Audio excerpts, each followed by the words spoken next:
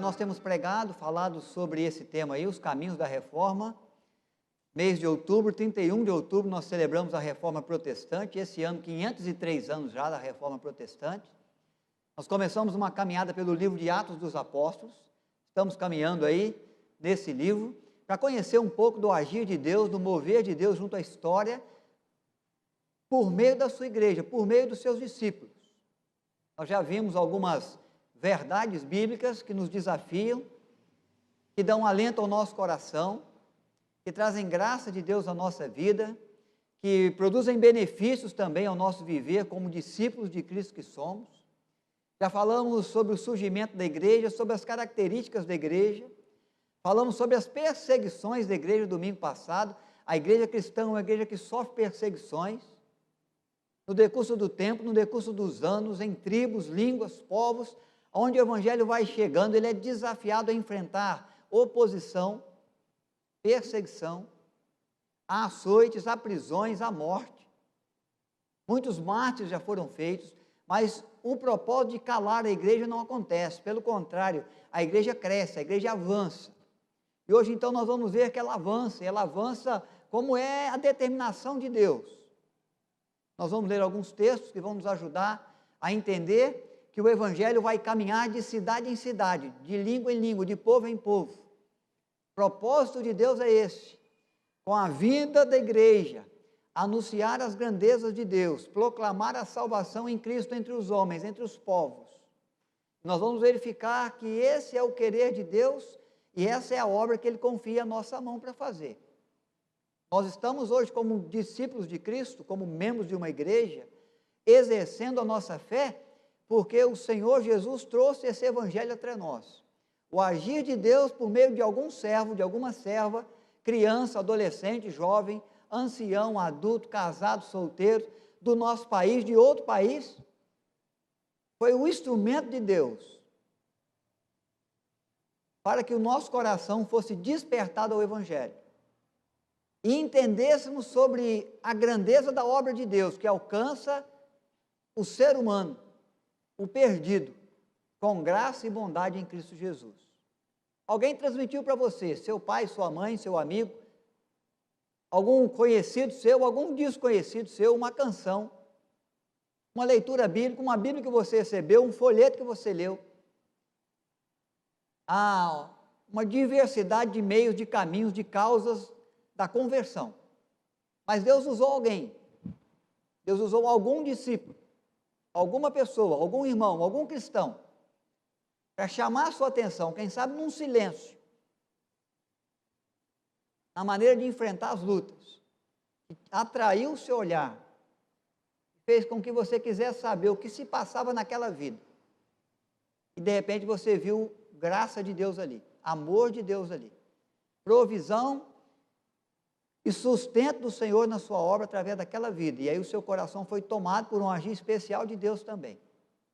Então é o evangelho chegando junto às pessoas, chegando de cidade em cidade, e desafiando a igreja a entender a grandeza da obra, e a cada um de nós a nos dedicarmos também como instrumentos, ferramentas úteis, servos fiéis, servas prontas a levar na nossa vida o evangelho da graça de Deus em Cristo. Texto Mateus, capítulo 9, vai mostrar que Jesus é aquele que já fazia isso desde quando ele veio realizar o seu ministério, percorrer cidades, percorrer lugarejos, percorrer vilas, encontrar-se com pessoas, sentar-se com elas e falar das grandezas do Pai Celeste, do propósito grandioso de Deus de atingir o ser humano com salvação. Bom? Então esse é o texto que nós temos. Eu vou ler para nós, Mateus capítulo 9, começando no versículo 35 a 38. Percorria Jesus todas as cidades e povoados, ensinando nas sinagogas, pregando o evangelho do reino e curando toda sorte de doenças e enfermidades. Vendo ele as multidões, compadeceu-se delas, porque estavam aflitas e exaustas, como ovelhas que não têm pastor. E então se dirigiu aos seus discípulos, dizendo: a seara, na verdade, é grande, mas os trabalhadores são poucos. Rogai, pois, ao Senhor da seara que mande trabalhadores para a sua seara. Jesus está percorrendo cidades, vilas, lugarejos, dentro da região da Palestina, junto aos judeus, a nação de Israel, e ele então percebe a grande necessidade, o tamanho e a grandeza da seara.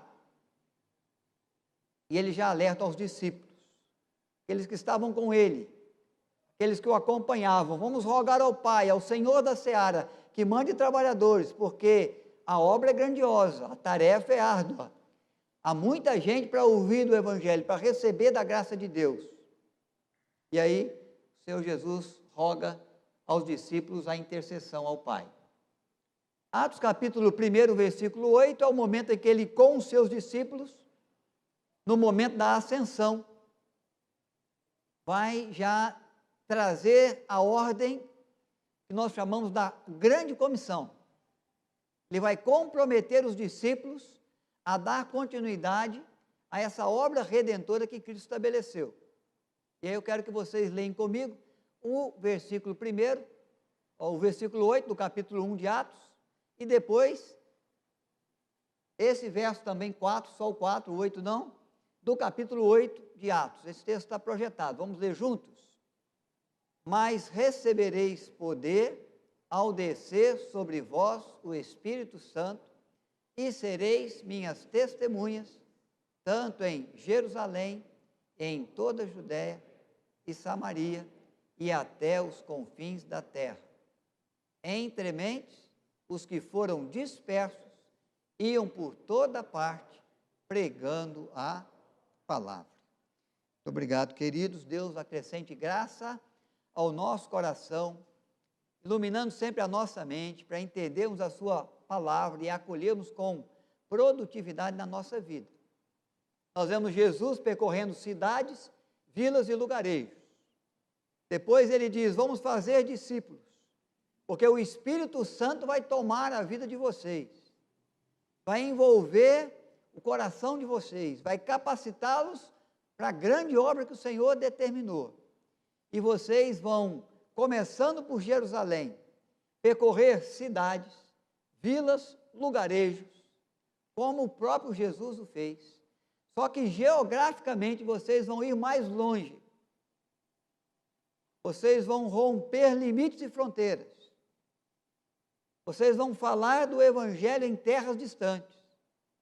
Porque, além de Jerusalém, Judéia e Samaria, por onde Jesus andou, vocês vão alcançar os confins da terra com a proclamação do Evangelho, com a vivência da fé. Esse texto de Atos 8, versículo 4, que é o último que nós lemos, é o momento da dispersão por causa da perseguição, que é quando eu preguei domingo passado. Com a morte por apedrejamento de Estevão, diz o texto bíblico que sobreveio grande perseguição à igreja. E os que foram dispersos por causa da perseguição, os que tiveram que deixar Jerusalém, aonde eles iam, por toda a parte onde eles se espalhavam, eles iam pregando a palavra. É o Evangelho chegando aos confins da terra. A igreja, ela não nasce para ficar entre judeus. Ela vai se estender e ela vai crescer, alcançando os confins da terra. Então, a primeira grande verdade que nós vemos é essa: o Evangelho é poder de Deus para salvar o que crê. Poder de Deus para salvar o que crê. Paulo fala essa grande verdade aos romanos. Ele vai dizer: para alguns o Evangelho é vergonha, para outros o Evangelho pode ser tolice, loucura, mas para aquele que crê é poder de Deus que salva. Salva dos danos do pecado, salva da morte eterna, salva da eternidade sem Deus, salva em razão do peso dos nossos erros, das nossas falhas. O Evangelho vem, a boa nova surge dos céus, Deus envia Jesus Cristo, e é isso que os pastores em Lucas 2 vão ouvir: eis que vos nasceu na cidade de Davi o Salvador, que é Cristo o Senhor. A misericórdia de Deus para o pecador, a graça de Deus para aquele coração contrito, arrependido, a justiça de Deus em razão da prática do pecado, e Ele vai impor em Jesus o peso das nossas culpas, e Ele vai levar sobre si o castigo que era nosso e a morte que era nossa, para podermos herdar a vida que é dele.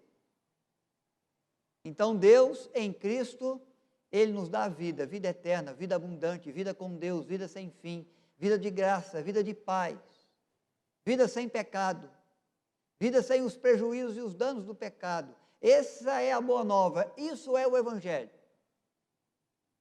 Amor de Deus, revelado na cruz, que a igreja experimenta e que a igreja proclama, anuncia com a sua vida. Essa é a grande verdade que está sendo pregada por Cristo, veio pregando, sendo pregada pelos discípulos, Jerusalém, Judéia, Samaria e até os confins da terra. Uma outra verdade que esse texto me dá é que o Evangelho é pregado em todas as nações. No início acreditava-se e pensava-se os judeus que o Evangelho era só para judeus. Porque, na verdade, é aos judeus que Deus se revelou no decurso do tempo da história. Ele chama Abraão, ele faz uma promessa e desafia Abraão a um exercício de fé. Abraão, sai da tua terra, do meio da tua parentela, vamos para uma terra que eu vou te mostrar, eu vou te abençoar, vou te tornar próspero, sua família será numerosa, da sua casa, da sua família, farei uma grande nação, e dessa nação abençoarei todas as nações da terra. Deus está pensando no Evangelho alcançando os povos. Abraão não sabe ainda a dimensão, a grandeza disso, mas ele crê, ele confia, ele obedece, ele vai. E os judeus sabem então e se tornam uma nação que vem do pai Abraão. É assim que eles se denominam sempre. Nosso pai Abraão é o pai da nossa nação. É quem recebeu as promessas de Deus, as bênçãos de Deus, as providências de Deus, a fidelidade de Deus. Quando o Messias vem, ele vem prometido aos judeus. É através dos judeus que Jesus é anunciado. Que as profecias em razão do seu nascimento, seu ministério, sua morte, sua ressurreição é proclamada. É aos judeus que é dado a promessa de que nasceria uma criança de uma virgem, de que nasceria em Belém, de que haveria de crescer em Nazaré, então seria chamado Nazareno, e que escolheria para morar, para desenvolver o seu ministério, Cafarnaum, as terras do alto da Galileia, terras de Zebulon, terras de Naftali, o povo que jazia em trevas viu grande luz, e na escuridão, na região da escuridão, da sombra da morte, resplandeceu-lhes a luz. Promessas referentes ao Messias dadas aos judeus. Quando a igreja nasce, ela nasce na capital dos judeus, Jerusalém. É ali que Cristo é crucificado. Mas é ali que a igreja nasce. A igreja nasce formada por muitos judeus. E quando ela surge a primeira vez aos gentios, aos estrangeiros, os judeus, os irmãos de Jerusalém, enviam a Barnabé, um dos seus líderes, para observar o que estava acontecendo lá com os estrangeiros. Porque, na verdade, a promessa de Deus foi para nós. Esse evangelho, essa boa nova, foi trazida aos judeus. E o judeu queria, numa questão assim de muita exclusividade, dizer: essa graça nós não vamos dividir com ninguém. Mas Deus já tinha anunciado desde lá Abraão que dessa nação, nações outras seriam abençoadas. E o evangelho que vem como promessa de Deus aos judeus é o evangelho que vem como graça de Deus a todos os povos. E Paulo mesmo vai declarar essa grande verdade, porque agora já não há mais judeu ou gentio, não há mais escravo ou livre, não há mais rico ou pobre, preto ou branco, brasileiro, americano, japonês. Há povos, há ovelhas, que estão sem pastor, que precisam da compaixão, da graça, do perdão de Deus, e que vão ser alcançados. Jesus dizia, ovelhas desse aprisco, e ele falava dos judeus, e de outros apriscos, os quais o Pai há de trazer para mim. Jesus está falando desse avanço do Evangelho a todos os povos, a todas as nações. Então, o Evangelho que surge em Jerusalém, a igreja que nasce em Jerusalém, é a igreja dos confins da terra. Para não deixar dúvida disso, eu vou apenas lembrar aos irmãos que nós já falamos dessa verdade aqui. Atos capítulo 2, primeira manifestação do Espírito Santo na vida da igreja, vai já apontar de que Deus quer que o Evangelho alcance outras nações. E você pode abrir a sua Bíblia aí se quiser, na sua casa, ou mesmo aqui no templo, em Atos capítulo 2. E vai nos revelar que no dia de Pentecostes, a promessa de Cristo de que o poder do Espírito Santo desceria sobre a igreja, ele acontece, a igreja ganha as praças, as ruas de Jerusalém, e em Jerusalém, tempo de festa, multidão reunida, há um grupo numeroso de diversos povos, de várias nações, de muitas línguas, que ouvem da grandeza de Deus na sua própria língua materna, para que Deus não deixasse dúvida alguma de que o Evangelho não é só para judeu, o Evangelho é para todos os povos, é para chegar nos confins da terra. A partir do verso 7, acompanhe por favor, queridos, Atos capítulo 2, a partir do verso 7. Estavam, pois, atônitos e se admiravam, dizendo, vede, não são porventura galileus todos esses que aí estão falando? Como os ouvimos falar, cada um na nossa própria língua materna? Somos pardos, medos, elamitas, naturais da Mesopotâmia, Judéia, Capadócio, Ponto, Ásia, da Frígia, da Panfilha, do Egito, das regiões da Líbia, das imediações de Cirene e romanos que aqui residem, tanto prosélitos como cretenses e arábios. Como os ouvimos falar na nossa própria língua materna as grandezas de Deus. Deus, na primeira ação de proclamação do Evangelho, que identifica Jesus, o crucificado em Jerusalém, como o Salvador daquele que crê, que apresenta o Evangelho não como vergonha ou como loucura, mas como poder de Deus para salvar o perdido, já vai apontar e proclamar o Evangelho para as nações.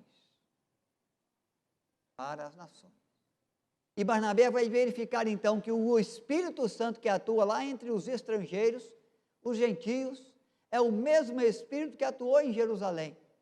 As características da igreja é a mesma, as verdades que a igreja proclama no si e crê é a mesma, o caminho que aquele grupo de discípulos toma de confiança, de sustento de fé em Jesus é o mesmo. E ele vai dizer a Jerusalém, o mesmo Deus que atuou lá, é o Deus que atua aqui.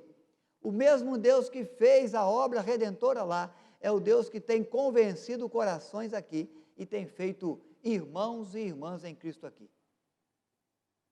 O Evangelho em Atos dos Apóstolos vai romper fronteiras, vai ser conduzido para todos os povos. Atos capítulo 13, a igreja de Antioquia está reunida, ela está reunida em oração, em louvor, em adoração a Deus, e diz o texto bíblico pela boca de Lucas em Atos que em determinado momento o Espírito de Deus se manifestou e disse, separai-me agora, Barnabé e Saulo, para a obra que eu quero mostrar-lhes. E eles vão iniciar a primeira viagem missionária. E vão começar a percorrer vilas, aldeias, tribos, línguas e povos, levando da graça do Evangelho de Deus aos confins da terra. Vão viajar, algumas viagens a pé, cidade em cidade, outras de navio, mas sempre levando adiante o Evangelho. Não serão uma viagem, serão 3 viagens missionárias. O Evangelho vai chegar em toda a região da Ásia.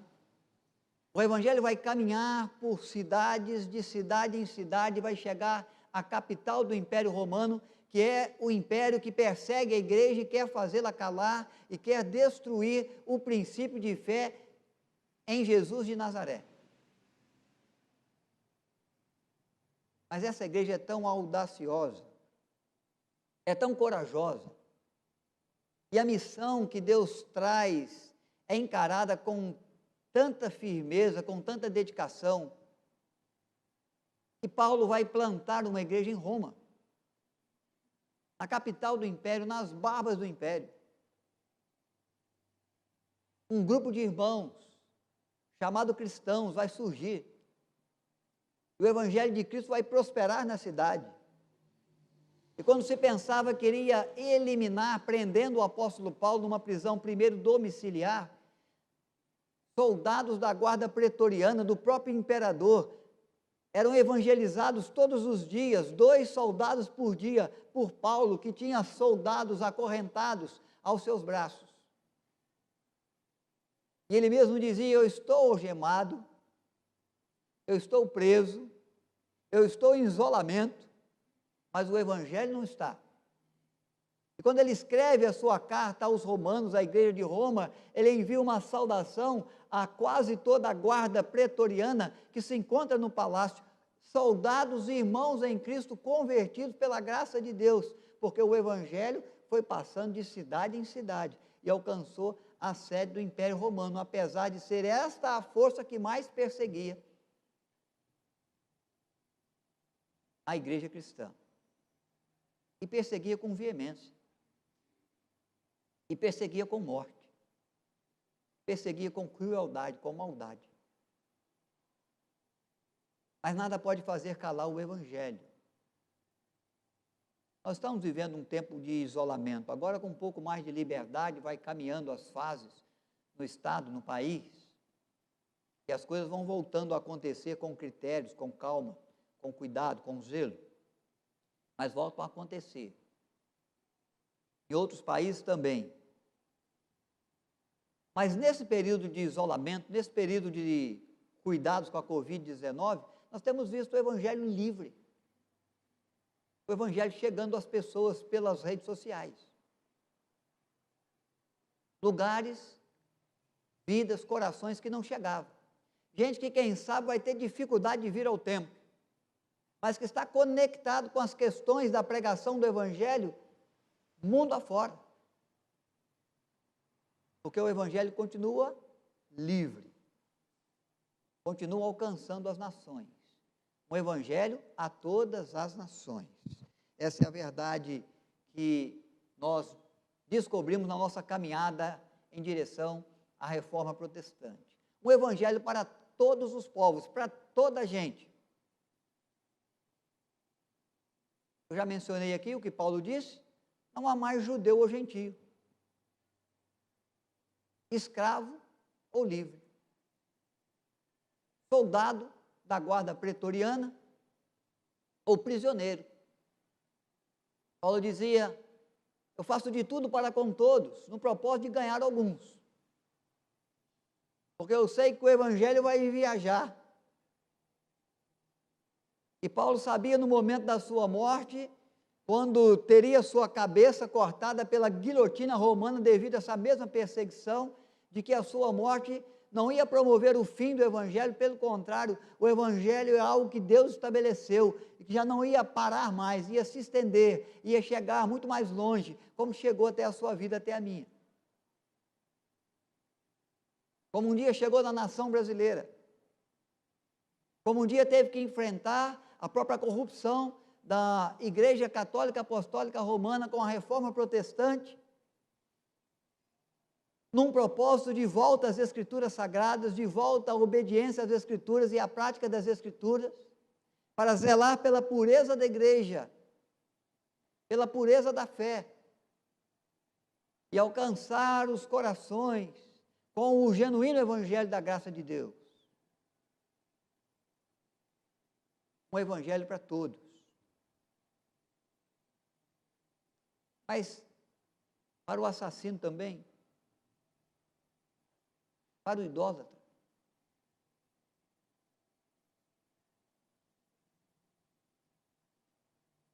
para aquele homem mau, perverso, que me perseguia no trabalho,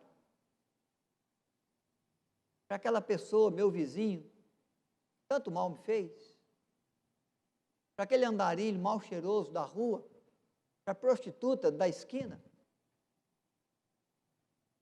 O Evangelho é para todos os povos. Nós, às vezes, agimos com o nosso preconceito e achamos que o Evangelho pode ser só para nós. Os judeus pensaram isso, é só para os judeus, é só para os cheirosos, é só para quem tem diploma para pendurar na parede. Mas a igreja de Cristo tem mostrado para nós que não. A igreja é formada por pessoas preciosas aos olhos de Deus, comprados pelo mesmo sangue precioso de Cristo, que vem no Senhor, o seu Salvador, tem um só batismo, uma só fé, um só Deus e Pai de todos, que ama a todos, que alcançou a todos com a mesma graça, e nós estamos repletos na igreja de irmãos, de irmãs que podem testemunhar do que um dia foram na sua velha vida, na sua velha natureza e do que são hoje. Um dia a igreja de Jerusalém perguntou, mas salvação para o Saulo de Tarso? Ele que batia as nossas portas, que nos arrancava de casa, que nos lançava no cárcere, se alegrava com a nossa morte, como se alegrou, sorriu com a morte de Estevão. Salvação para um homem desse, que perseguiu o Evangelho, que perseguiu a Jesus. Ah, Jesus mesmo disse a Ananias, esse é para mim um instrumento escolhido, que vai levar o meu nome, que vai manifestar, proclamar entre as nações a graça de Deus. Porque o que é impossível para os homens é possível para o Senhor, para todos os homens. Não há pessoa que tenha uma situação pecaminosa tão grande que Deus não possa alcançá-la onde ela está. Porque acha que a graça de Deus é pequena demais para conceder perdão a tudo aquilo que eu já fiz, tudo aquilo que eu realizei. Paulo às vezes dizia, eu sou o maior dos pecadores, porque eu persegui a igreja, eu persegui ao próprio Jesus, e ele mesmo declarou essa verdade diante de mim, Saulo, Saulo, por que me persegues?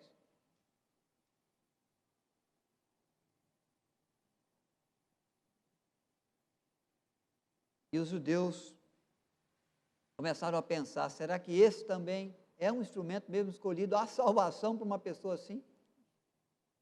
A salvação para todos os homens, a suficiência no sangue de Cristo para perdoar todo pecado. Pecador que se arrepender dos seus maus caminhos, de que vê em Jesus o Salvador, de que perceber e declarar com sinceridade de coração e alma de que há suficiência no sangue de Cristo, poder para remir os seus pecados, confiando na graça de Deus e nas promessas de Deus que nos são reveladas nas Escrituras, diz a palavra de Deus de que esse é feito filho de Deus, e esse tem os seus pecados perdoados, e esses herdarão a eternidade com o Senhor, e todo o seu pecado e toda a sua falha já foi levada por Cristo na cruz do Calvário.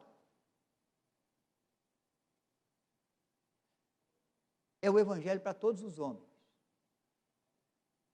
É o Evangelho onde não há preconceito. É o Evangelho que abraça com graça todo aquele que crê, todo aquele que confia, todo aquele que proclama que Jesus Cristo é Senhor. Por isso ele vem proclamado em tantas línguas, por isso que ele que ele percorre tantas cidades, tantas aldeias, tantas vilas, desde os dias de Cristo, que percorria cidades, aldeias e vilas, estabelecendo, proclamando o reino de Deus. Por isso que esse evangelho um dia chegou para mim. Por isso que esse evangelho chegou para você. É por isso que ele tem se estendido aos confins da terra. Nós precisamos entender a grandeza da seara. Ela começa na nossa casa. É junto dos nossos. É onde vivemos, é onde moramos. É na maneira como falamos, como tratamos as pessoas e a vida. Na maneira como agimos e reagimos diante das circunstâncias. A seara do nosso Deus é na nossa escola, no nosso ambiente de trabalho, no condomínio, no prédio onde moramos, na vila, onde estabelecemos a nossa vida, o nosso trabalho, se tornou a nossa cidade, o nosso lugar, é ali. Fazemos missão aonde Deus nos coloca. Aí nós proclamamos o Evangelho. Aí nós dizemos que o Evangelho é para todas as nações e é para todos os povos. E é aí que nós somos desafiados a não viver qualquer tipo de preconceito, mas trabalhar para que a graça de Deus alcance todo o coração, até do nosso inimigo. Como Jesus, que declarou: Pai, perdoa-lhes porque não sabem o que fazem, aqueles que o crucificavam. Aqueles que mentiram com falsas testemunhas para condená-lo à crucificação. Aqueles que eram agentes de toda a maldade contra a sua vida, mas que, na verdade, participavam de um plano muito maior, muito precioso de Deus, porque era preciso que ele morresse, que ele se entregasse, que ele se doasse por amor às nossas vidas, para que esse evangelho chegasse a todos os povos, em todas as regiões, até os confins da terra, para toda a gente, para todo que crê. Então ele começa para você na sua casa, mas ele vai aonde você puder ir, aonde você puder levar. E hoje, de dentro de casa, você consegue levar o evangelho muito longe, em qualquer lugar do mundo. Faz lembrar de Lutero. Lutero está trabalhando a reforma protestante na vida da igreja, o retorno da igreja às raízes bíblicas, aos princípios, aos valores bíblicos. Ele começa a sofrer perseguição, eu lembrei isso domingo passado. Ele recebe proteção de Deus através de um rei amigo, mas ele faz uso dos recursos eficazes de proclamação do evangelho, os melhores existentes no seu tempo. A imprensa acabou de ser inventada. E ele começa a escrever sobre o evangelho. E enviar os escritos. E espalhar os escritos. Expressando ser as escrituras a única regra de fé e prática. Proclamando a verdade de Deus contra a mentira da igreja. Dogmas da igreja. Os rituais que a igreja criou, os princípios que ela estabeleceu, de que nada tinham a ver com a igreja. E ele usa disso para espalhar, quanto antes, quanto mais rápido, quanto melhor, a verdade da graça de Deus aos homens. Ele é preocupado com os povos, ele se preocupa a começar da sua nação. Ele começa a fazer a tradução da Bíblia para o alemão.